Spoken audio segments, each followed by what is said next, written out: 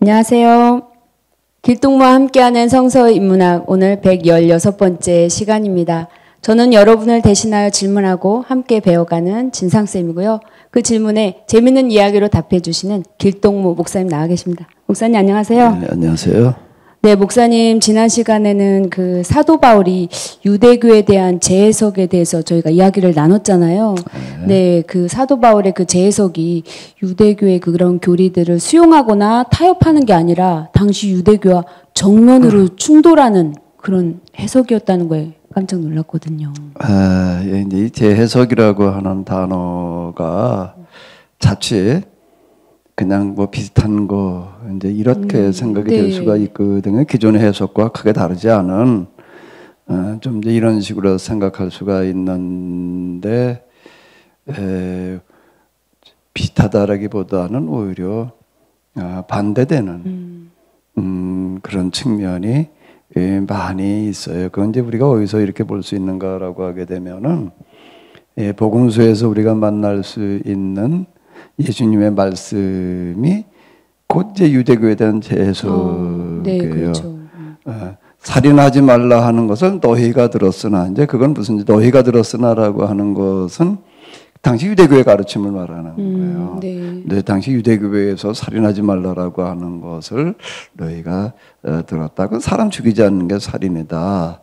이제 그 십계명에 대한 문자적인 그런 해석을 얘기하는 건데, 근데 나는 너희에게 이르노니라고 하는 거가 이제 재해석이에요. 나는 너희에게 이르노니, 그게 이제 그 부분이 예수님의 재해석이다. 이 재해석이거든요. 근데 거기서 예수님께서 말씀하시는 재해석은 살인하지 말라는 거, 사람 죽이는데 무슨 사람 죽이지 말라는 걸 어떻게 죽이지 말라는 거예요. 그냥 사람 죽인다라고 하는 거, 살인이라고 하는 어떤 거가 성경에서 얘기하는 거는 가장 작고 힘없는 자를 업신여기는 거, 무시하는 거, 그게 곧 살인이다. 이 목숨을 끊는 것도 살인이지만은 사람을 요즘 뭐 갑을 이런 얘기 많이 하잖아요. 갑질. 이게 정신적으로다가 사람을 완전히 그냥 무시하는 거잖아요. 그 정신적인 살인이에요. 그것까지도 이제 포함을 해가지고 이제 살인 이렇게 이제 얘기를 하셨거든요. 그리고 또 예수님께서 하시는 말씀 가운데 공중나는 새를 봐라, 뭐 들에 자라는 백합화를 봐라. 이제 우리가 이런 말씀들 이제 우리가 대하게 되잖아요. 그럼 예수님께서는 참 비유의 천재이셔서 이런 자연이나 이런 걸 통해서 이렇게 그냥 쉽게 설명을 하셨다. 이제 이렇게 우리는 이제 들어요. 이제 그것만 보게 되면. 근데 그거는 이제 나는 너에게 이르노니, 또 이제 공중나는 새를 봐라, 들에 자라는 백합화를 보아라라고 하는 것은 유대교의 그 성경 해석에 전통이 있어요. 이제 전통이 있었는데 이제 좀 보수적인 그리고 좀 진보적인 양대 산맥이 있어요. 이제 힐렐과 샴마이 뭐 이런 사람들이 유명한 이제 그 교부들이 있거든요. 항상 해석을 할 땐 힐렐은 뭐라고 그랬고 뭐 샴마이는 뭐라고 그랬고 또 그다음에 어느 뭐 유명한 라페 누구는 뭐라고 그랬고 이러고서 이제 이거를 해석을 나가는 거예요. 그거에 대한 나는 너에게 이르노니 공중나는 새를 봐라, 들에 자라는 백합화를 봐라라고. 이제 이거는 공중나는 새를 봐라, 들에 자라는 백합화를 보라는 얘기는 상식이에요. 그건 누구나 다 아는 거예요. 그렇죠. 누구나 다 아는 어떤 이런 측면에서 이제 당시 유대교의 그 전통적인 해석이 얼마나 상식과 멀어져 있는지 뭐 이런 것들을 이제 지적하실 때 쓰시는 그런 말씀이었거든요. 근데 우리가 그거를 그 배경을 모르게 되면은, 왜 그런 말씀을 하셨는지에 대한 배경을 모르게 되면 예수님께서 단지 그냥 비유로 말씀하셨다. 이제 이 복음서에 보게 되면 예수님의 비유의 말씀들이 많이 나오는데, 그걸 뭐 이제 예와 비슷하게 이제 우리가 이렇게 취급을 하려고 그러거든요. 근데 그건 그 당시 유대교에 대한 전면적인 재해석으로 봐야지 되는데, 그 해석은 유대교와 비슷한 게 아니라 정반대적인 경우가 많았다라고 하는 겁니다. 네. 이게 예수님하고 당시 유대교회 해석하고 해석의 정면 충돌이에요. 네, 그렇군요. 사도 바울도 역시 그렇단 말이죠. 예, 그러니까 예수님께서 당시 그 유대교회에서 율법을 해석하던 사람들을 서기관 바리새인 이렇게 불러요. 그 사람, 그러니까 신학자도 서기관이라는 말은 요즘으로 얘기하면 신학자다는 얘기이고 바리새인 그러면 요즘으로 얘기하면 목회자. 들 이제 이렇게 얘기를 할 수가 있는데 이런 사람들에 대해서는 예수님께서 일절양보가 없으셨어요. 네.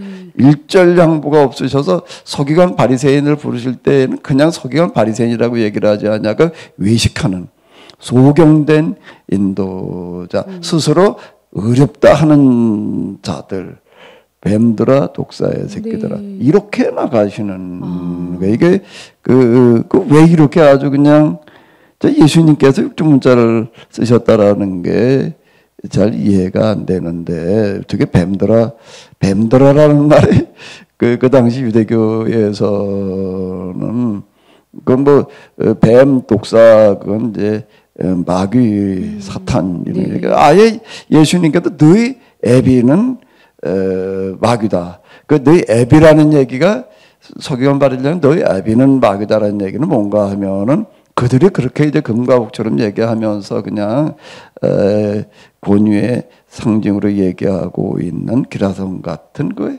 유대교의 전통적인 해석자들을 얘기를 하는 거예요. 그게 지금 마귀의 자식이 돼버렸다라고 이렇게 지금 얘기를 하시는 거거든요. 예수님께서 이렇게 심하게 얘기하신 대상이 서기관 바리새인들이었다라고 네. 하는 거예요. 그럼 의문이 안 들어요? 도대체 왜 그렇게 나를 세우셨을까? 네. 왜 그렇게 나를 세우셨을까요? 어떻게 천국문을 가로막고 저도 못 가고 남도 못 가게 하는 자들이다. 지식의 열쇠를 가지고서 지식의 열쇠를 가지고다라는 얘기는 이제 그 사람들이 성경을 해석하는 사람들이었던 거예요. 네. 성경과 교리와 율법, 신학을 해석하는 사람인데 그 지식의 열쇠를 가지고 있으면서 저도 못 가고 남도 못 가게 한다. 천국문을 가로막고 있는 자들이다. 자, 이렇게 평가를 하시는 거예요. 이게 왜 그렇게까지 나를 세우셨느냐라고 한다면, 이 다른 것들도 물론 마찬가지지만은요, 신앙이라는 세계가 사실 그 인간 사회에서 제일 중요한 비중을 차지하고 있거든요. 네, 그렇죠. 그러니까 사회학자, 인류학자, 역사가들은 뭐라고 얘기를 하냐면 종교는 그 사회의 마지막 보루다. 네, 마지막 버팀목이라는 거예요. 종교라고 하는 거가. 근데 그 종교가 잘못되면은 그 마지막 버팀목인데 그게 잘못되면 어떻게 된다는 얘기일까? 네, 그 사회 그 시대는 더 이상 기댈 게 없다. 네. 희망이 없다. 그렇기 때문에 다른 어떤 거는 몰라도 이 종교의 분야, 신앙의 분야는 중요한 거예요. 그럼 예수님께서 자칫 우리 이렇게 얘기를 해요. 세상을 구원하러 오셨다는 거를 가난한 사람, 병든 사람, 그리고 죄인들 죄를 용서하시고 이제 우리는 이렇게 생각을 한다. 네, 그렇죠. 근데 지금 이런 측면 생각해 본다면 예수님께서 세상을 구원하러 오셨다는 걸 뭘 하러 오셨다는 얘기가 되는 걸까요? 잘못된 종교를 바로잡으러 오신 그거예요. 세상을 구원한다라고 하는 것은 세상의 잘못된 종교를 바로잡는 거가 구원 사역이지. 네. 그건 빼놓고 뭐 가난한 사람이나 병든 사람이나 뭐 죄 지은 사람이나 이렇게 얘기를 하면은 뭐라고 그래야 되나. 핵심은 빼놓고 그냥 주변가 나가지고서 이렇게 맨지작거리는 거고 똑같은 얘기가 되는 거예요. 지금 하나한 예를 들자면 인도 같은 경우 지금 지금 카스트 제도 어쩌고저쩌고도 얘기들은 많잖아요. 왜 그런 사회, 그런 문화가 지금까지도 그러고 있느냐, 지속되고 있느냐, 정말 말도 안 되는 그런 얘기들이 너무나 많이 있잖아요. 네, 그렇죠. 그 종교 때문인 거예요. 그건 종교가 힌두교 그런 전통 속에서 얼마나 많은가 하면 인도가 신배덕 인구인 것 같은데 종교가 3억이래. 어디 얘기되는 걸 보게 되면 인구보다 많네요. 이게 도대체가 이게 이런 걸 바로잡아 놓는 거가 구원 사역이지. 이걸 놔두고 아니 뭘 어떻게 하자는 거야. 종교의 그 본질들, 신학들, 교리들, 기타 적용하는 그런 가르침들을 바로잡아 놓는 거가 그 세상 구원 사역이에요. 고대 예수님 당시에는 이제 유대교 배경 속에서 이제 그렇고 사도 바울은 그걸 가지고 이제 로마 세계로 나가는 거예요. 지중해 로마 세계. 거기 아무튼 수많은 민족, 수많은 종교가 있는 거예요. 그러니까 이런 흐름 속에서 이제 우리가 이 당시 이 교회가 그 시기에 또 그 지역에서 어떻게 신앙의 세계를 바로잡아 나가고 있는가, 이걸 보는 거가 먼저예요. 네. 이걸 놔두고 그 다음으로 가게 되면은 이제 이게 이제 뭔가 이제 본질을 놓치는 거예요. 핵심을 놔두고 나가는 거거든요. 핵심이라고 하는 것을 기초에 깔고 염두에 두면서 그 다음으로 가야 되는데, 요즘 이제 교회에서랑 또 기독교 신학에서 자꾸 얘기하고 그러는 걸 보게 되면은 바로 좀 이 본질과 핵심을 놓치고 있는 것 같아서, 네. 그 흐름을 놓치고 있는 것 같아서 좀 많이 안타까운 네. 부분이 있어요. 알겠습니다. 오늘 자, 그러면 이제 오늘 사도 바울의 서신 10번째를 다루게 되는데요. 앞에서도 이건 물론 다뤘었는데 다시 한번 너무 중요하니까요. 강조법 가운데에서 이렇게 보게 되면은 강조법에서 그 대표적인 방법, 그 수사법에다 강조법이라는 게 있잖아요. 네. 그 대표적인 게 뭔가라고 하게 되면 반복이에요. 네, 반복. 반복. 계속 또 얘기하고 그럴 수밖에 없는 건데, 또 반복해 본다면 사도 바울 왜 중요하냐? 사도 바울이 왜 중요하죠? 사도 바울은 기독교의 창시자라고 하신 게 인상이 네, 이제 제가 기독교 창시자 이런 얘기를 이제 이렇게 하는데, 아마 그동안 교회 안에서는 그 못 들어보던 이야기일 거예요. 네. 무슨 얘기야? 기독교의 창시자가 예수님이지. 어떻게 바울의 창시자라고 하느냐? 아마 좀 어리둥절하실 분들이 계실 수 있는데, 다시 얘기를 하는데, 그건 바울을 기독교의 창시자라고 그러는 건 누가 그렇게 얘기를 하는 거라고요? 세상 역사가들이 세계 역사를 다루는 사람들은 바울을 기독교의 창시자다 이렇게 이야기를 합니다. 그 얘기는 뭔가 하면 바울이 기독교를 만들었다 그런 뜻이 아니라, 바울이 아니었으면은 기독교가 존재할 수 없었다, 살아남을 수가 없었다. 네. 그런 뜻에서 하는 이야기인데요. 사도 바울이 뭐 아마 교회에서 사도 바울에 대한 언급들 많이 들으셨을 거예요. 특히 구원론 이런 거 얘기를 네. 할 때 사도 바울 서신 가운데 뭐 좋아하는 구절들 많이 있지요. 네. 많이 들었던 게 익숙해져 네. 있는 거예요. 주로 뭐예요? 로마서를 많이 들어봤습니다. 뭐 로마서에 보게 되면은 뭐 이제 믿음으로 구원받는다, 율법이 아니다, 뭐 율법에 한 의가 나타났다, 뭐 이제 이런 구절들을 이제 우리가 많이 언급하고 그러는데요. 전체 흐름, 핵심 이런 측면에서 놓고 다시 보고 볼 때 역사가들, 우리가 다시 얘기를 하지만 다시 얘기를 하는데, 역사의 평가에 맡긴다 우리가 그런 얘기들 많이 듣잖아요. 네. 그리고 이제 역사를 모르면 망한다, 역사를 모르면 망한다, 그런 얘기들은 뭐 너무나 많이 듣고 이제 익숙해져 있잖아요. 다시 한번 사도 바울을 역사의 큰 흐름이라는 측면에서 놓고 볼 때 그가 한 이야기 중에서 가장 중요한 구절이 뭘까요? 물론 앞에도 다뤘어요. 네. 또 한 번 다루는 건데 뭘까요? 한번 읽어봐요. 그거였나요? 네. 다른 복음은 없나니 다만 어떤 사람들이 너희를 교란하여 그리스도의 복음을 변하게 하려 함이라. 그러나 우리나 혹은 하늘로부터 온 천사라도 우리가 너희에게 전한 복음 외에 다른 복음을 전하면 저주를 받을지어다. 우리가 전에 말하였거니와 내가 지금 다시 말하노니 만일 누구든지 너희가 받은 것 외에 다른 복음을 전하면 저주를 받을지어다. 예, 이렇게 얘기를 했거든요. 네, 갈라디아서 말씀이네요. 갈라디아서 1장 7절에서 9절에 있는 말씀인데 여기서 뭐 앞에서도 다뤘었는데 다른 복음을 전하는 사람들이 어떤 사람들이었지요? 다른 유대교인이 아니라 복음이니까. 유대교인이었다가 지금 같이 교회에 나오고 있는 사람들이 그러고 있는 거예요. 이거는 유대교의 공격이 아니라 지금 교회 내부에서부터 사도 바울이 해석하고 있는 것에 대해서 반대하는 사람들을 가리켜서 다른 복음은 없나니 다만 어떤 사람들이 여기서 어떤 사람들이 이제 아직 유대교의 흔적을 벗어버리지 못한 사람들 이렇게 얘기를 할 수가 있는데 다만 어떤 사람들이 너희를 교란하여 그리스도의 복음을 변하게 하려 함이라 이렇게 이제 이야기를 하고 있거든요.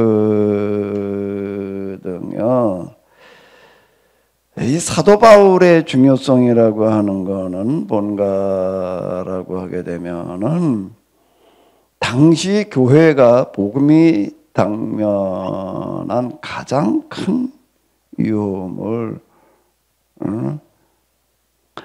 자, 이 사도 바울 왜 중요한가라고 할 때 이 사람의 이제 이 통찰력인데 통찰력이요. 네. 통찰력 다른 사람 보지 못하는 걸 보는 거 이제 통찰력은 이 겉이 아닌 표면이 아닌 이면 내면을 들여다보는 영어로 하면 인사이드 아웃사이드가 아니라 인사이드 안을 들여다보는 어떤 이제 그런 능력을 이야기를 하는 건데요. 기독교가 복음이 당면한 큰 위험이라고 하는 거가 뭐냐라고 하는 거를 유일하게 보는 거예요. 그 사도시대의 그 시기가 이제 1세대 교인 아주 초창기 교회 시기를 얘기를 하는 건데 다 이거를 못 봐요. 네. 다 이거를 못 보는데 유일하게 사도 바울만 이걸 보고 이제 대처를 하는 건데요. 사도 바울의 가장 중요한 공헌이 뭐냐라고 한다면은 바로 이 부분이라는 거예요. 이것 때문에 그러니까 이거를 누구는 이거를 보나 하게 되면 사도 바울이 이렇게 그 시대에 복음의 교회가 당면한 가장 큰 위험성을 봤던 유일한 사람이다라고 하는 거를 누구는 보나 하게 되면은 세상 역사가들은 봐요. 세상 역사가들이 성경을 읽어 내려가면서는 보는데 근데 누구는 못 보나 하면 기독교 신학자들은 이걸 못 봐요. 정작 그렇게 되나요? 기독교 신학자들은 못 보고 기독교인이 아닌 이게 참 정말 좀 안타까운 이야기거든요. 기독교인이 아닌 일반 세상 역사가들은 이거를 보는 거예요. 왜 그런 현상이 나타날까요? 왜 기독교 신학자들은 왜 이걸 못 볼까? 사도 바울이 한 중요한 가장 중요한 일이 이런 거라고 하는 걸 왜 그렇게 강조, 구원론에 있어서 사도는 믿음으로 구원받는다. 이것만 가지고 계속 얘기를 하고 있는 거예요, 주로. 루터도 뭐라고 그랬다, 바울도 뭐라고 그랬다, 이런 식으로다가 이제 이것만 얘기를 해요, 주로요. 여기다 초점을 맞추는 거예요. 왜 그럴까요? 기독교 신학자들은 보는 시야가 좁아요. 어디인가 하면은 기독교 정통 신학이라고 하는 도구마 안에서 보는 거예요. 도구마 안에서. 그럼 맨날 그 소리들만 하고 있는 거고 그냥 그게 대물림하고 있는 거예요. 지금 이렇게 똑같은 얘기예요, 지금요. 개신교 그러면 이제 루터로 종교개혁으로 500년인데 500년 내에 보게 되면 그 소리만 하고 있는 거예요, 지금도요. 맨날 루터 칼빈 기독교 강요가 루터가 로마서에서 어쩌고 저쩌고 이 얘기만 하고 있는 거라고요. 근데 일반 역사가들은 기독교 신학의 도구마에 가려져 있는 사람들이 아니에요. 그러니까 그냥 이렇게 그냥 쭉 객관적으로 보는 거예요. 그러다가 보니까 이게 보이는데 그런데 안타깝게도 우리 교회 내에서 이걸 못 보고 있다. 네.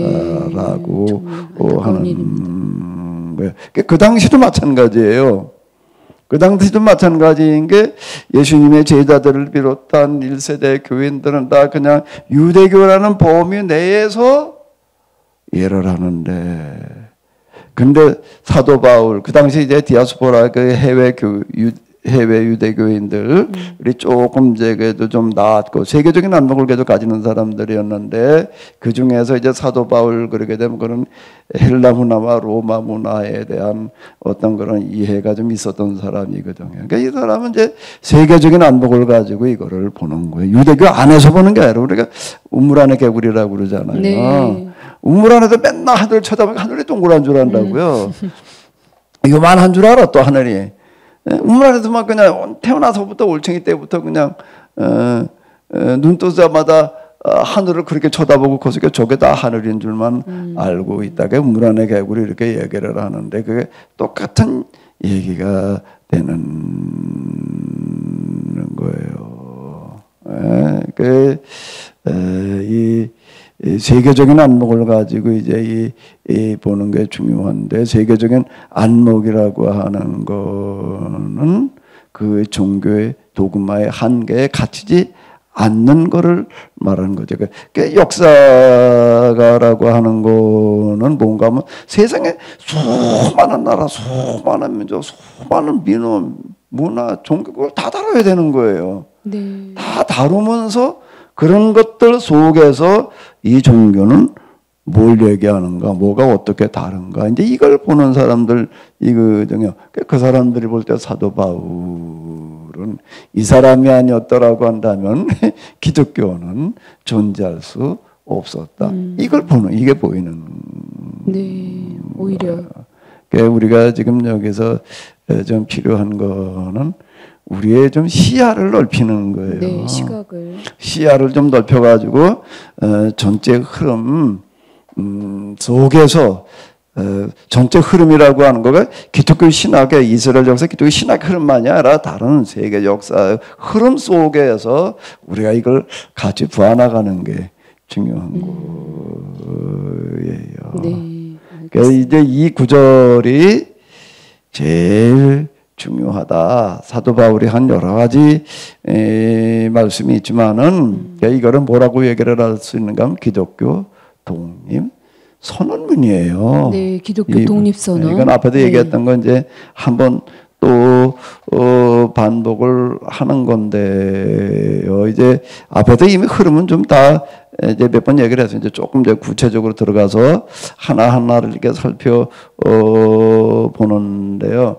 그럼 사도 바울이 이제 재해석을 했다. 재해석하는 그 신학적인 방법이라고 하는 게 구체적으로 뭐가 어떻게 되는 거냐라고 할 때에 일단 사도 바울 그렇게 되면은 제일 이제 많이 인용이 되고 그런 게 이제 구원과 관련된 이야기들이에요. 이제 구원론, 사도 바울의 구원론이라고 하는 걸 이제 우리가 좀 들어가서 조금 이렇게 보자고요. 구원론을 당시 유대교에서는 의인론이라고 불렀어요. 의인론이라고요? 네, 의로운 사람 그런 뜻이니까 뭐 이제 구원받았다, 의로운 사람이 됐다, 뭐 이제 그 다 같은 맥락에서 볼 수가 있는데요.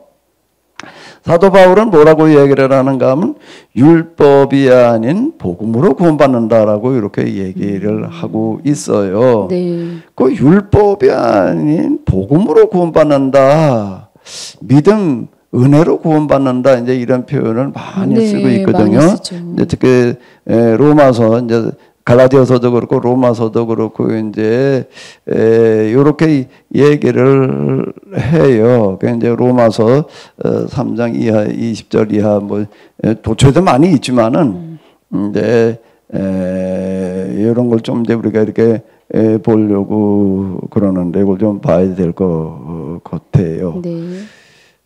사도 바울이 얘기하는 믿음이 뭐지요? 그래서 그냥 들은 거 그냥 얘기해봐요. 네, 율법의 어떤 지켜야 되는 그런 것으로 구원받는 게 아니라 예수님을 믿고 믿는다는 게 뭘 믿는 거예요? 예수님이 뭘 믿는 거예요? 예수님께서 나의 죄를 대신하여 죄를 사하셨다는 그 믿음. 네. 예수님께서 십자가에 돌아가실 때 그냥 혼자 돌아가신 게 아니라 세상 모든 사람들의 죄를 대신 짊어지고 돌아가셨다. 그래서 이제 우리가 그 앞에 나가서 죄를 고백하게 되면은 그 2000여 년 전에 갈보리 골고다 십자가에다 돌아가신 예수님의 그 죽으심 대속, 그 대신 죽으셨다라고 이제 이렇게 얘기를 하는데 그 공로로 우리가 죄 용서함을 받는다. 그리고 이제 우리가 그 죄 용서함 받는다는 말과 구원받는다는 말은 같은 말이니까 그렇게 해가지고 우리가 구원받는 거다 이제 이렇게 얘기해야 하는 거잖아요. 네, 맞습니다. 그걸 그렇게 해석하고 그렇게 설교하는 걸 또 이제 복음 선포. 이제 이렇게 이제 우리가 이해를 하고 있잖아요. 그 우리가 이렇게도 구원받는다.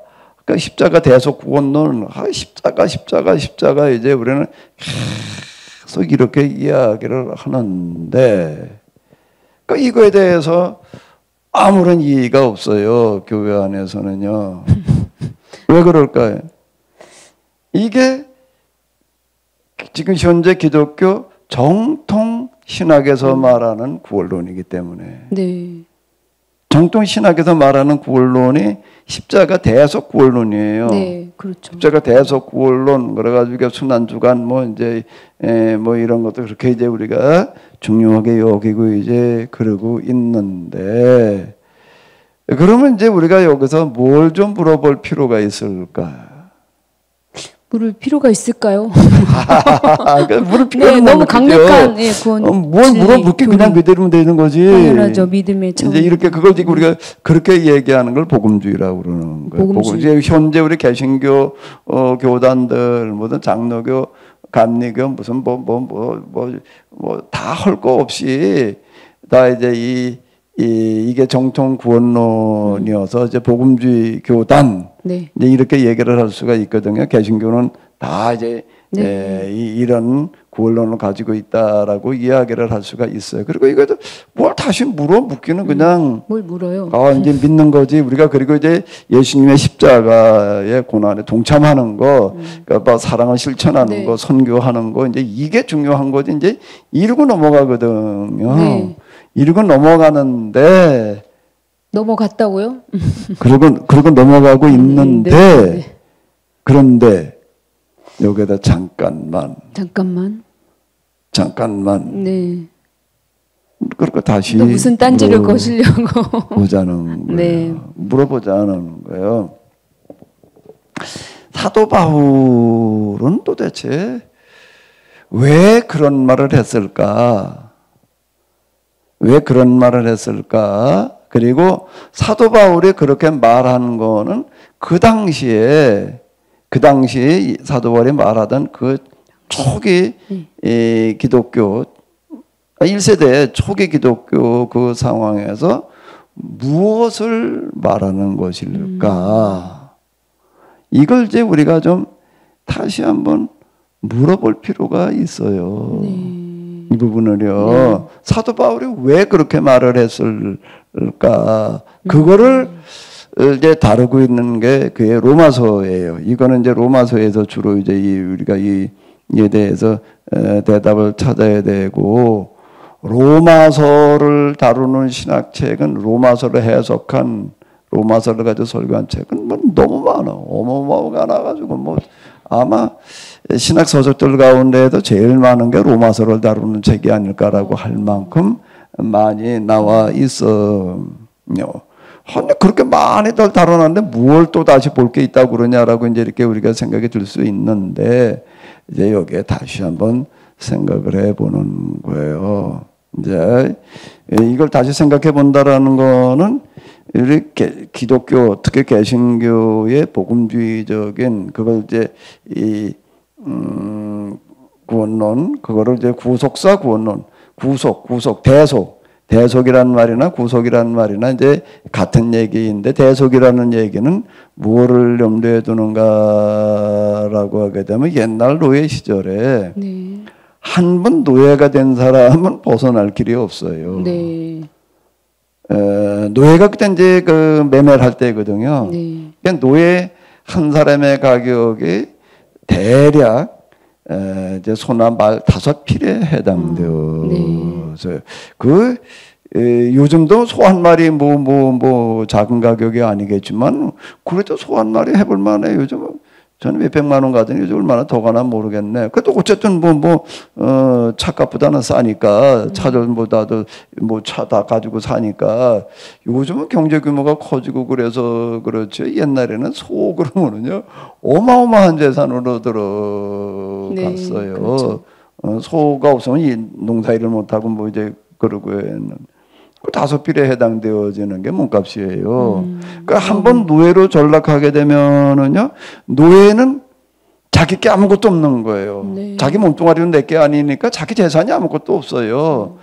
시간도 내 게 아니고 의사 결정도 내 게 아니고 그냥 호래낸 대로나 해야 되는 거고 문자 그대로 노예인데 이 사람이 여기서 해방될 수 있는 방법은 없는 거예요. 이 사람을 해방된다라고 하는 유일하게 몸값을 지불해 줘야 되는 건데 그 몸값을 누가 지불을 해줘요. 네. 그걸 그 어마어마한 몸값을 지불해 줄 사람이 없는 거예요. 이게 이제 구속 대속이라는 거는 무슨 뜻인가 하면 노예 시대에 이제 그 쓰이던 말인데 이런 노예의 몸값을 대신 내주는 거를 대속이라고 그러는 거예요. 대속. 그래서 그 예수님께서 우리의 죄의 값을 죄값을 대신 치러주셨다. 이제 이래가지고 그걸 대속, 구속, 랜섬 이렇게 얘기를 하는 건데 이런 개념이거든요. 네. 그러니까 우리가 이 죄에서 우리는 스스로 벗어날 길이 없었는데 죄의 노예가 돼버렸으니까 죄의 노예가 돼버려도 벗어날 길이 전혀 없는데 예수님께서 대신 죽으심으로 그 몸값이 얼마나 비쌌는가라고 하게 되면 소 5마리 값 가지고 될 노릇이 아니라 이거는 화폐 가지고 대속시킬 수 있는 게 아니고 죄값이라고 하는 거는 화폐 돈으로 죄를 용서받을 수 있는 그런 부분이 아니기 때문에 그건 죄값은 사망이기 때문에 뭘로만 그걸 대속할 수 있는가 하면 대신 죽는 걸로다가만 가능한 거예요. 그러니까 예수님께서 대신 죽으심으로 우리를 죄로부터 속량시켜 주셨다. 이제 이렇게 얘기를 하는 거를 이제 구속사. 그래가지고 우리가 구원받는다. 이제 이렇게 얘기를 하는 거거든요. 그러면 이제 이건 내용이고 사도 바울이 왜 그런 말을 했느냐. 그런 말을 통해서 도대체 무엇을 얘기하려고 그랬느냐라고 하는 걸 좀 물어볼 필요가 있는 거예요. 이 부분은 등한히 여겨요. 늘 여기는 별로 관심들이 없고 그냥 사도 바울이 한 말만 가지고서 이제 그냥 맞아 우리를 위해서 예수님이 대신 죽으셨어. 그냥 이렇게 십자가에 대신 죽으심 대속 거기 은혜 뭐 이제 이거에만 다 초점을 맞추거든요. 네. 그러다가 보니까 이제 이게 자칫 원래 사도 바울이 의도했던 것과는 빗나갈 수도 있다는 거예요. 빗나간다고요? 빗나갈 수도 있다는 거예요. 그렇게까지요? 자, 이제 이걸 이제 우리가 조금 다뤄봐야지 되겠는데요. 그러므로 율법의 행위로 그의 앞에 의롭다 하심을 얻을 육체가 없나니 율법으로는 죄를 깨달음이라 이 앞에 보게 되면 이제 전문을 좀 다루고 나서 이렇게 얘기를 하는 건데요. 율법의 행위로는 그의 앞에 의롭다 하심을 얻을 육체가 없다. 율법으로는 죄를 깨달을 뿐이다라고 얘기를 하는 거는 그건 앞에서도 얘기를 했는데 사도 바울은 이제 자기 신앙의 경험을 기초로 해가지고서 이제 이런 접근을 해나가는 거거든요. 근데 율법의 행위라고 얘기를 할 때에는 이건 그 당시 배경을 가지고 있어야지만 이해가 되는 거예요. 다시 얘기를 하는데 복음서를 또는 바울서신을 신약 성경을 읽고 해석을 하고자 읽는 것까지는 상관이 없는데 해석을 하려고 한다라고 하게 되면은 뭐가 어떻다고요? 제가 뭐라고 계속 얘기를 했지요? 그 신구약 중간기를 모르면 신구약 중간기를 모르는 자는 절대 복음서를 비롯한 바울서신 신약성경을 읽고 해석하려고 하지 마라. 제가 이제 이걸 아주 누누이 강조를 하는데 그걸 뭐 이제 플라톤의 아카데미아를 비유해가지고 기약을 모르는데 네. 이문에 들어서지 마라라고 하는 게 내가 빗대가지고서 신기약 중간계에 대한 충분한 이해가 없는 자는 절대 신약 성경을 해석하려고 하지 마라. 여기도 율법의 행위라고 얘기를 할 때 이게 뭐냐라고 하는 거가 율법이 뭐 율법이야 그냥 구약에 나오는 모세오경 율법 뭐 네. 율법 이렇게 자칫 이제 이해할 수가 있어요. 네, 그렇죠. 그렇게 이해를 하고 들어가게 되면 벌써 이제 잘못 가는 거예요. 그렇게 얘기를 여기서 얘기는 율법 해경이라고 하는 것은 당시 유대인들이 뭐 중간기에 특히 바벨 알렉산더의 헬라 문화가 이제 밀려 들어올 때 이게 대처하기 위해서 만들어 놓았던 조항율법이라고 하는 게 있어요. 근데 그 계속 얘기를 네, 하잖아요. 조항율법. 안식일법을 비롯해 가지고서 정결예법 뭐 그다음에 기타 등등 이래 가지고 이제 39개를 이제 기본적으로 다 먼저 이렇게 만들어 놔서 그 안식일 날은 아무것도 하지 마라. 그리고 5리 정도 이상은 걷지도 마라. 안식일 날은 몸에 아무것도 가지고 다니지 마라. 필기도구도 가지고 다니지 말라고 그러는 네. 거예요. 이제 저희 학교 교수님 이제 이스라엘에 가가지고 예루살렘에 가가지고 히브리 대학에서 이제 공부하고 오신 분이 이제 있었는데 거기 가가지고서 안식일날 유대인들이 어떻게 예배를 드리나 보자 하고 이제 가가지고서 이제 그냥 하나하나 다 이제 메모를 하는 거예요. 그 누가 다 쿡쿡쿡 찌르더래요. 네, 왜요? 오늘은 안식일입니다. 그래서요. 쓰는 거를 하면은 안 됩니다. 공부도. 그 일이라는 거예요. 쓰는 거를 안식일날 하면, 그래요? 꼭 로마에 가서 로마를 지켜야지. 그 이제 주머니에다 넣었어요. 넣고 이제 그러고 그냥 쓰진 않고 이제 잘 기억을 하려고 저도 또 쿡쿡쿡 찌르더라는 네. 거예요. 왜 찔렀을까?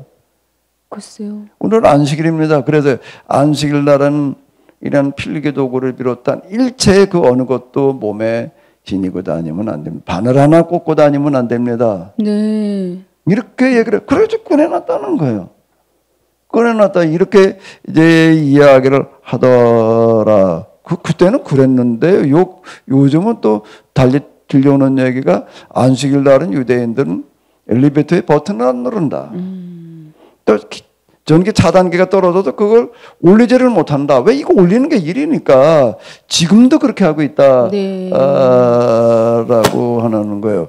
뭐 다시 이제 앞에서 이미 얘기했는데 또 한번 반복하는데 그렇게 얘기를 하니까 요즘 이제 이스라엘에 가서 저 공부하고 온 분 얘기예요. 그렇게 얘기를 해요. 옆에 있던 분이 그럼 도대체 안식일날 유대인 중에서 이스라엘 사람들 그렇게 철저하게 지킨 사람이 몇 프로나 됩니까? 다 그러지는 않을 거고 그건 몇 프로나 됩니까? 그러니까 그건 의미가 없습니다. 그건 물을 필요가 없는 게 그냥 거긴 다 그렇게 하는 거지. 100%지 유대인은 뭐 누구는 지키고 누구는 안 지키는 게 아닙니다. 이렇게 얘기를 하더라는 거예요. 그렇게 얘기를 하더라가 내가 직접 들었어요. 이거는. 네. 내가 저 어디 강의하러 갔다가 마침 점심 먹으러 갔는데 이제 이스라엘에 가서 십몇 년 공부해가지고서 이제 학위 받아가지고 오신 분이 있어서 그분하고 이제 나오다 보고 그건 물을 필요가 없단 말이야. 그건 다 그렇게 하는 거지. 그게 문화와 전통이라는 얘기가 그런 얘기가 되는 거예요. 자, 어쨌든 여기서 율법이라고 얘기를 할 때 이 율법이 사도 바울이 지금 바울서, 갈라디아서, 특히 로마서나 이런 데도 얘기하는 율법이 무슨 율법이냐라고 하는 거를 먼저 이해를 하지 않으면 안 되는 거예요. 네, 다 같은 뜻. 아니 같은 제가 단어인데 이제 계속 다른 뜻. 이스라엘 역사라고 하는 게 구약 성경이라 수천 년의 역사를 가지고 있거든요. 네. 같은 단어가 다른 개념을 가지고 있는 게 많아요. 성전이라는 그렇군요. 것도 그렇고 그 제사장이라는 것도 그렇고 율법이라는 것도 그렇고요. 구원이라는 것도 그렇고요. 거의 대부분이 각 시기마다 다른 개념으로 쓰였어요. 네. 지금 우리가 아마 쓰고 있는 말도 분석해 본다면 그런 거 많아요. 고려 때 쓰던 말, 조선시대 때 쓰던 거, 오늘 우리가 쓰던 거 단어는 같은 단어라도 의미가 다른 거는 얼마든지 찾아볼 수 있는 게 똑같은 얘기예요. 특히 여기는 이제 이스라엘은 그런 경우가 아주 굴곡이 많았거든요. 네. 그런 경우가 있는데 여기에 율법의 행위라고 얘기를 할 때 뭘 얘기하는 거냐라는 걸 먼저 이해하지 않으면은 안 되는 건데 이건 뭔가 하면은 유대교에서 헬라 문화를 대처하기 위해서 만들어놨던 안식일법을 비롯한 또 정결례법이라고 하는 건 이방 음식 먹지도 말아라, 이방인과 만나지도 말아라, 대화하지 말아라, 뭐 이제 이런 것들도 있어요. 네. 이방인 오고 같이 길거리에서 얘기 절대 못하는 거예요. 이방인 우리 집에 온다, 들여놓는다는 거는 말할 것도 이방인의 집에 가지도 않는 거고, 그 예수님을 재판하는 빌라도 법정을 이렇게 보게 되면은요, 빌라도가 총독이 로마 총독의 로마인이에요. 그 이방인이라고요. 그다음에 유대인들은 법정을 들어가지를 않아요. 밖에 서 있는 거예요. 네, 그래서 왔다 갔다. 재판장인 총독이 나와가지고 말을 해야 네. 되는 거예요. 이게 말이 안 되는, 법정에 들어가서 재판을 해야 되지 어떻게 법정에 안 들어가요. 그 우리는 이방인의 집엔 안 들어간다 이러고 버티는 바람에 그러고 있는 걸 이제 우리가 이렇게 볼 수가 있는 거. 그게 유대교의 조항율법이에요. 네. 그런 것들이 회칠한 무덤이라고 하는 얘기도 지금 바로 이제 그런 얘기가 되는 거고요. 그 복음서 바울서시는 전적으로 그 당시 시대적인 배경 속에서 이해하지 않으면 전혀 바른 해석이 될 수가 네. 없어요. 근데 율법의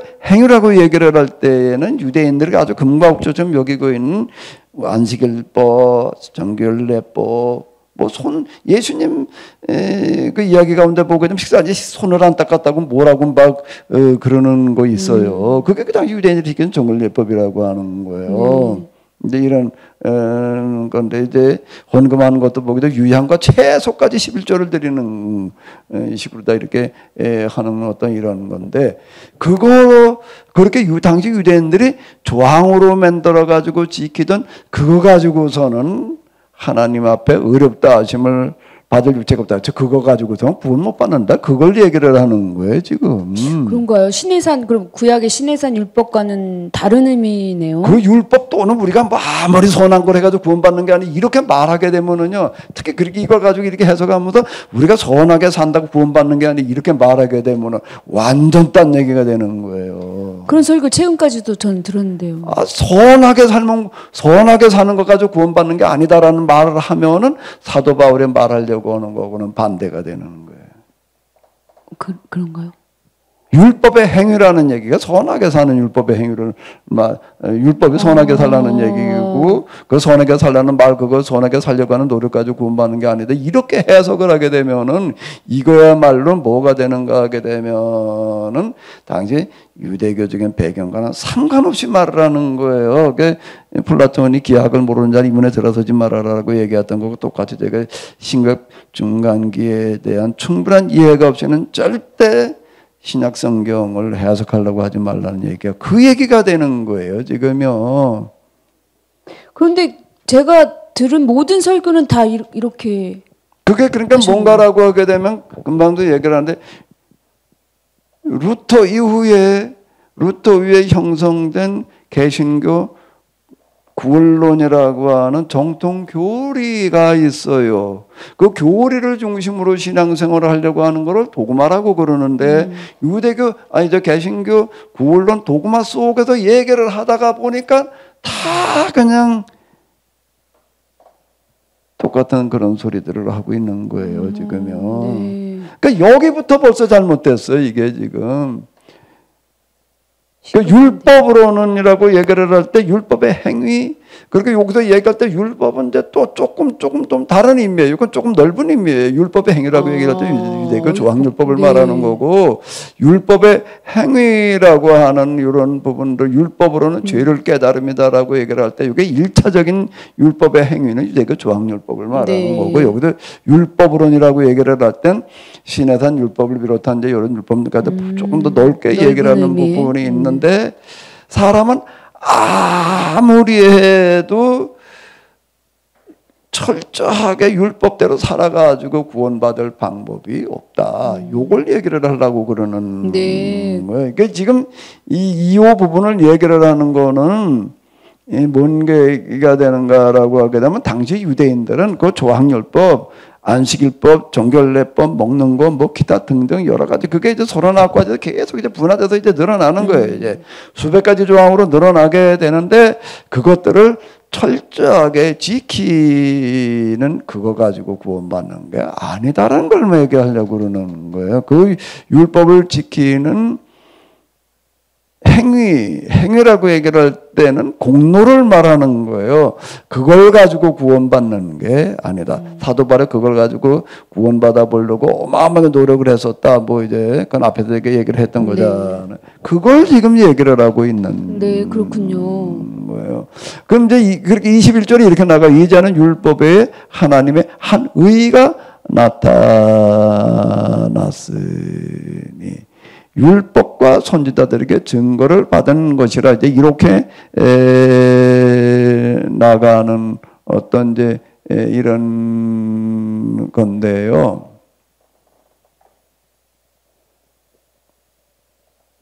네.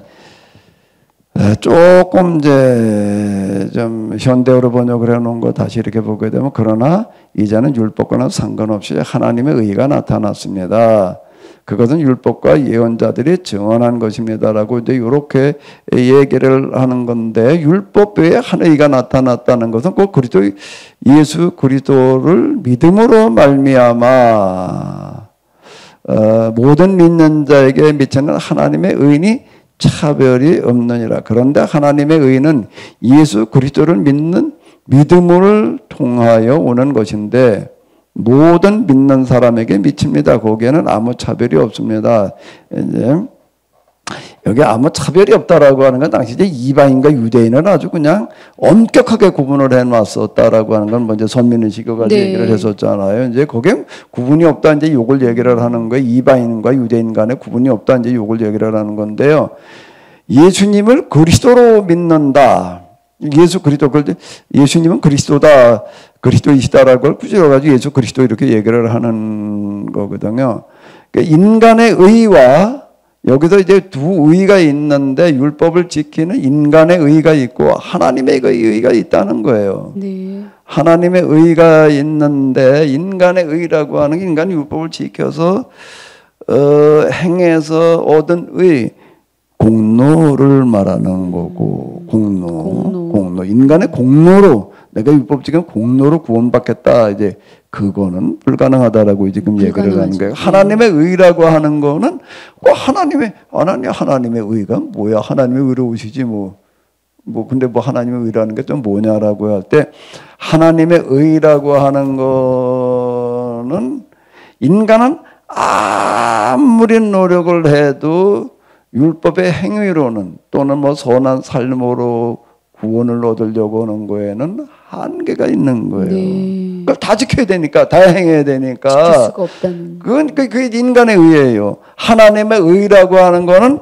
도무지 인간의 노력으로는, 자력으로는 구원에 이를 수 없는 인간의 한계를 보시고 용서하시는 의. 용서하신 의요. 용서하시는 의예요. 의라고 하는 건 공의거든요. 공의는 형평성이 맞아야 되는 거예요. 근데 죄를 용서를 하는데, 그래, 그냥 넌 죄 없다고 그래 줄게. 그러면 모순이에요. 의가 성립이 안 돼요. 네. 왜? 하나님의 의라고 얘기를 할 때에는 용서하시는 의인데, 그냥 용서하시면은 의가 성립이 안 돼, 네. 공의가. 왜? 불공평이잖아요. 죄를 지었는데 그냥 용서해버리면 죄값은 어디로 가? 그러면, 죄값, 그러면 안 되는 거죠. 죄값을 치러야지 의가 성립이 되는 거예요. 네, 그렇죠. 죄값을 안 치르고는 공의가 성립이 안 되는 거예요. 그럼 그 죄값을 누가 치러야 되나? 당연히 죄 지은 자가 치러야 되는 거죠. 죄 지은 사람이 치러야 되는 거예요. 그 사람이 죄를 지었으니까 다 죽어야 되는 거예요. 그건 뭐 죽어야 되니까 그건 이제 멸망이죠. 그건 구원받을 길이 없는 거예요. 죄의 삭선 사망이라는 얘기가 그 얘기가 되는 거고. 네. 아주 기본적인 이치인데 그러면 그 인간을 구원하시는 하나님의 의라고 하는 건 용서인데 그냥 용서하시면 안 되는 거예요. 죄값을 치러야 되는 거예요. 죄값을 누가 치러야 되나? 예수님. 그걸 예수님께서 치르셨다는 거예요. 보상자가 보상설 구속, 대속이라는 게 보상, 죄값을 몸값 치러준다는 그런 얘기인데 예수님이 대신 몸값을 치러주심으로 말미암아 죄값을 치러주심으로 말미암아 이제 구원받을 길이 열렸다는 것을 하나님의 의라고 요렇게 지금 얘기를 하고 있다고요. 네. 근데 목사님 의문인데요. 그러면 인간의 어떤 그런 공로는 아무 소용이 없는 건가요? 그냥 무조건적인 예수님의 그건 조금 뒤에 가서 이제 또 이제 얘기를 해야 될 거고 네. 일단 뭔가라고 하게 되면 공로가 소용이 없다 그러면 또 모순이에요. 그 소용이 없어지면 안 되는 네. 거예요. 그 부분이요. 아주 질문을 예리하게 너무 잘했는데요. 근데 그건 이제 조금 이따가 얘기를 하고 일단 여기부터 정리를 하고서 이제 그걸로 넘어가 보는 건데요. 예수 그리스도를 믿음으로 말미암아 모든 자에게 미치는 하나님의 의라고 얘기를 하는 이 예는 죄를 용서해 주려면은 죄값에 문제가 나오는 거예요. 죄값을 죄진 사람에게 묻게 되면은 구원받을 방법이 없는 거예요. 네. 그래서 그거를 육체가 없다고 의롭다 하시면 얻을 육체가 없다는 얘기가 그 얘기가 되는 건데 그러면 그걸 누가 몸값을 대신 치러야 되느냐라고 한다면은 누가 대신 치르는 거예요? 하나님께서 그걸 대신 치르시는 거예요. 하나님께서. 그러니까 하나님께서 대신 치르기 위해서는 어떻게 하셔야 되는가 하면 하나님께서 인간으로 오셔야 되는 네, 거예요. 인간이 죄를 지었으니까 똑같은 인간으로 오셔서 인간과 똑같은 여자의 몸으로 태어나신 인간으로 오셔서 인간의 삶을 사시다가 인간의 죽음을 죽어야 되는 거예요. 네, 그게 맞죠. 이게 이제 구원의 드라마인데 하나님께서 인간으로 오시기 위해서 여자의 몸을 빌어서 태어나시는 거고 그게 이제 동정녀 탄생이라는 얘기가 그 얘기라고요. 여자의 몸에서 태어나야 되는데 결혼 관계를 통해서가 아니라 성령 잉태하심으로 나셨다는 얘기가 그건 하나님께서 인간으로 오시는 유일한 방법을 예외적인 방법을 말하는 그렇게 오셔서 인간의 삶을 똑같이 30이 되도록 경험을 하시다가 인간의 직업 목수였다고 이렇게 얘기를 하잖아요. 가족 부양 다 하시다가 그리고 그 다음에 인간의 죽음을 죽이셔야 되는 거예요. 그것도 인간의 죽음 가운데에서도 사람이 죽는 방식이 여러 가지가 있는데 가장 고통스러운 죽음, 왜 죄값을 대신 치러야 되니까 그게 이제 십자가의 죽음이라고 하는 거가 로마인들이 개발한 사람을 가장 고통스럽게 죽이는 방법이었어요. 로마에 저항하지 말라고 이제 로마에 대한 저항자들에게 내려지는 그런 형벌이었는데요. 그 죽으심을 죽으시는 거예요. 그 인간으로 오셔서 대신 인간의 삶을 살자 죽으시는 그분을 이제 우리가 구세주라고 부르는 거, 그걸 예수님 이렇게 얘기를 하는 거예요. 예수님은 곧 하나님이신 거예요. 사람이 대신 하나님이신데 그 예수님을 믿는 거는 지금 이 부분을 믿는 거거든요. 네. 이 부분을 믿는 그 믿음으로 말미암아서 우리가 죄 용서를 받을 수가 있다. 이제 여기까지는 이제 비슷해요. 그런데 이제 그 다음 아까 이제 뭐라고 물었죠? 네. 그럼 인간의 노력, 공로는 아무 소용이 없는 건가요? 네, 이제 여기가 이제 그러면은 이제 여기까지만 얘기하고 구속사 그냥 예수님의 이걸 믿음으로 구원받는다지 이러고 끝나버리게 되면은 뭐가 문제가 되는가라고 금방 얘기한 게 문제가 되는 거예요. 그리고 인간의 노력이라고 하는 거는 아무짝에도 쓸모가 없는 거냐라고 할 때 사도 바울은 그거에 대해서 뭐라고 이야기를 하는가라고 하게 되면은 자 십자가에서 주어지는 은혜라고 하는 거가 은혜가 죄를 용서하는 용서의 은혜도 있지만은 네. 우리 용서의 은혜, 사죄의 은혜만 가지고 자꾸 얘기를 한다고요. 네. 하나 또 더 있어요. 더 있다고요? 죄를 용서한다는 거는 뭘 말하는 걸까요? 우리가 지금 현재 법원에서 재판할 때도 똑같은 얘기예요. 네. 재판할 때도 죄값을 이제 선언하잖아요, 판사가. 근데 어쨌든 그 판결이라고 하는 거, 죄를 판결을 할 때에는 뭐를 전제로 해서 용서를 하는가라고 하게 되면 용서라는 거는 네. 뭐를 전제할 때 용서가 성립이 되는 거지요? 다시 그거를 그 죄를 안 짓는다는. 그렇죠. 다시는 이런 죄를 짓지 말라는 전제 조건으로다가 용서가 주어지는 그렇죠. 거예요. 그런데 사람이라고 하는 게 유한하기 때문에 부족하기 때문에 양심으로는 마음으로는 올바르게 살고 싶지만 사도 바울이 얘기를 하는 어떤 이런 건데 이게 안 되는 거예요. 그걸 이제 우리는 뭐라고 그러는 원죄 또는 타락이라고 얘기를 하는 거거든요. 네. 그럼 이거는 어떻게 되는 거냐, 어떻게 해야 되느냐라고 할 때에 사도 바울이 얘기를 하는 어떤 이런 거는 십자가 예수님의 죽으심에서 나오시는 대속에서 나오는 그 용서하심의 은혜와 능력은 죄 과거에 지은 죄를 용서하시는 은혜와 더불어 또 뭐가 강조가 되어야 될까요? 뭐가 강조가 되어야 될까요? 이후의 삶에 대한 어떤 죄를 짓지 않는 능력, 도우심이 같이 주어진다는 거예요. 그 죄의 권세를 이겼다는 얘기가 그거예요. 예수님께서 십자가의 죽으심으로 말미암아서 죄의 권세를 이겼다. 죄의 권세를 죄의 죄값 때문에 죽으셨지만은 그러나 죄의 권세를 이기고 다시 살아나셨다라고 부활을 선언하는 그 부활은 무엇을 말하는 건가라고 하게 되면은 더 이상 죄를 짓지 않을 수 있는 능력을 얘기를 하는 거예요.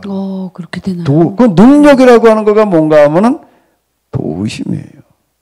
도와주셔서 이제 더 이상 죄를 짓지 않은 사람이 된다는 얘기가 아니라 네. 사람은 그냥 계속 사람이야. 그냥 사람은 그냥 죄를 지을 수밖에 없는 죄에서 벗어나지 못하는 사람인데 십자가의 공로로 말미암아 용서받고 십자가의 공로로 말미암아 죄 짓지 않도록 도와주시는 은혜, 그 도와주시는 은혜를 뭐라고 부르냐면은 성령이에요. 성령이요.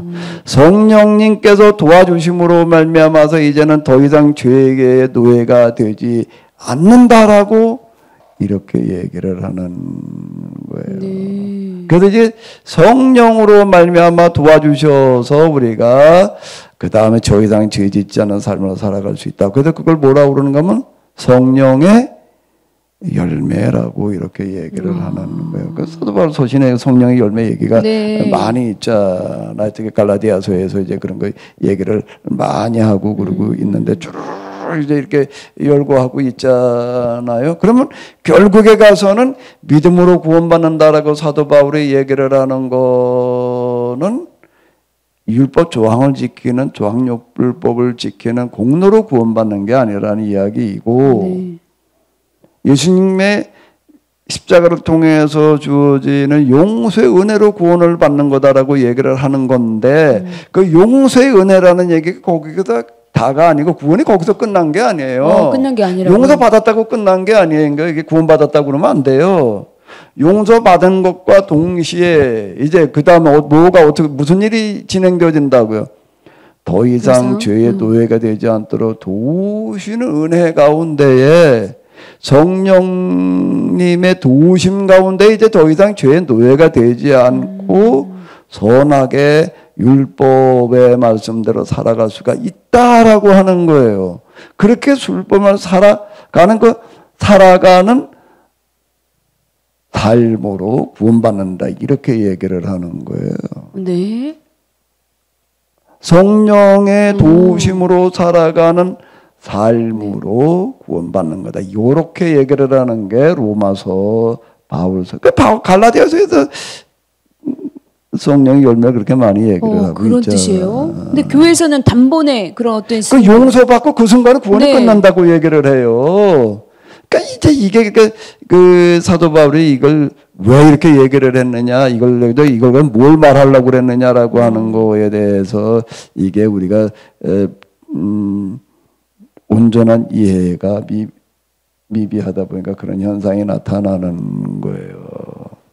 충격적인데요. 단번에 구원받고 이후의 삶은 성령님께서 도와주셔서 그런 성화된 삶을 사는 것이다. 이렇게. 그 다음에 구원받고 난 다음이라고 네. 말을 하는데 구원을 향하여 간다라고 얘기를 하고 있지. 너 두렵고 떨리면 너 구원을 완성하라고 그랬지. 언제 나는 경기장 비유를 많이 하잖아요. 네. 마지막 걸 향해서 끝까지 난 달려가고 있을 때 이루었다 함도 아니고 얻었다 함도 아니라라고 네, 얘기를 그 하고 있는 거 있지. 압니다. 네. 그러니까 우리가 이게 지금 사도 바울이 얘기한 거 한쪽만 가지고 얘기를 하고 있는 거예요. 지금요. 그렇군요.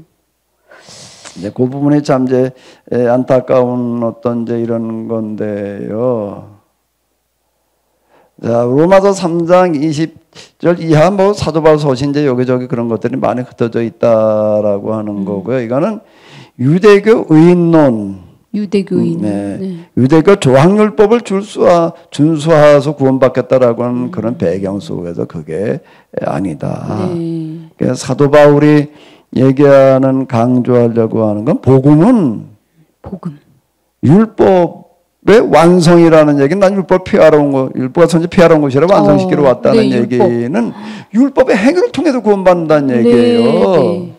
그 율법이 유대교 조항율법의 행위가 아니고 이 시내단에서 맺어진 계약법 그거를 실천하는 걸 통해서 이 시내단 계약법을 예수님께서 요한복음으로 가게 되면 이제 마지막으로 너에게 세 계명을 준다라고 이렇게 얘기를 하셨어요. 세 계명, 너에게 세 계명 중 서로 사랑하라라는 걸로 다 이렇게 압축을 해놓은 거거든요. 네. 서로 사랑하라는 그런 말씀은 구약의 계약법에서 얘기하려고 하는 여러 가지 그 희년법을 안식년법을 기초로 하는 많은 것들이 있어요. 그거를 통틀어 가지고서 이제 얘기를 하시는 게 그게 세 계명이라고 그랬고 서로 사랑하라는 말씀으로 다 얘기를 해 놨어요. 그러니까 서로 사랑하라는 말씀이 무슨 뜻이냐는 걸 이해하려고 한다면 구약의 계약법을 가지고 다시 설명하지 않으면 거기서 구체화 시켜줘야지 되는 거예요.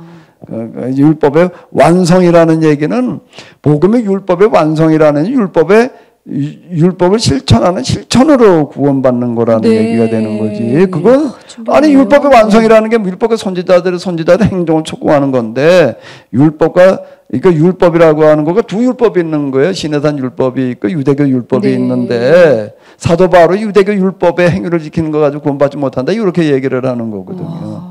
근데 예수님께서 내가 율법이나 선지자를 피하러 온 것이 아니라 그 율법은 신에산 율법을 얘기를 하시는 거예요. 네. 그 신에산 율법을 실천하는 걸 통해서 구원을 받는 건데, 근데 그 실천이라는 게 우리 사람의 힘만 가지고는 안 되는 거고, 예수님의 십자가에서 흘러나오는 대속에서 나오는 도심으로 그게 가능하다. 이렇게 얘기를 하는 거라고요. 그렇게 이해를 해야 되는 거군요.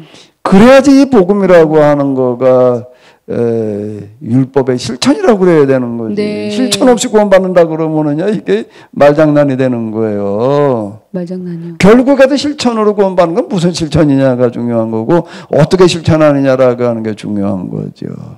그렇군요. 네, 이거는 이제 우리가 뭐 짧은 시간에 다 다룰 수 있는 거는 아니고요. 좀 많이 계속 또 이제 또 다른 각자 또 보고 몇 번 좀 봐야 될 것 같아요. 오늘 이야기가 정말 충격적입니다, 목사님. 네네. 네, 다시 그럼 다음 시간에는 네, 이어서 조금 더 이제 우리가 보도록 하겠습니다. 네. 그럼 오늘 이야기 여기까지 할까요? 네네네. 감사합니다. 수고하셨습니다. 네네.